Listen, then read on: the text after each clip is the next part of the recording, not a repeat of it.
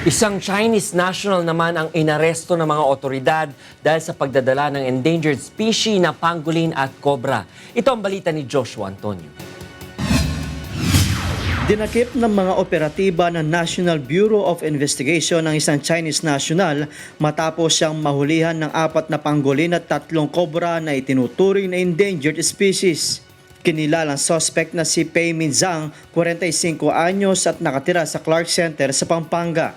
Ayon sa NBI, isang tip ang kanilang natanggap bandang alas 11 kagabi hinggil sa namatang 4 na pangolin sa isang sasakyan sa Clark Center. At nang imbestigahan ay lumabas na pag-aari ito ni Pei Minzang na agad namang nahuli kaninang madaling araw. Sinasabi niya po na hindi niya raw alam kung bakit nariyan sa sasakyan niya yung mga yan. Ang pangolin ay nakalagay sa box. Pero yung box ay medyo sira na kasi gumaganyan pala yung pangolin kapag gabi. Medyo active siya pag gabi. Ang pangolin o scaly anteater sa Ingles ay critically endangered at nasa listahan ng United Nations bilang isa sa most hunted animals sa buong mundo dahil sa umano'y taglay nitong medicinal qualities na kayang gumamot ng iba't ibang malulubang sakit.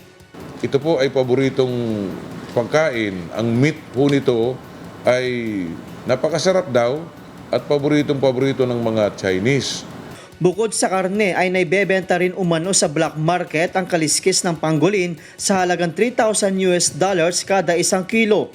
Sa ilalim ng batas, ipinagbabawal ang panghuli at pagbebenta ng mga endangered na hayop at ang sinumang lalabag ay maaaring makulong ng hanggang 12 taon at pagbabayarin ng multang aabot sa 1 milyong piso. Bukod sa pangolin ay 3 pang uri ng cobra ang nakita sa loob ng sasakyan ng Chinese national. Nasa kustodiya na ng NBI ang naarestong Chinese national na posibleng maharap sa mga kaso. Ang mga nakumpiska ng mga endangered na pangolin at cobra ay iti-turn over sa DENR. Joshua Antonio, UNTV News, Worldwide.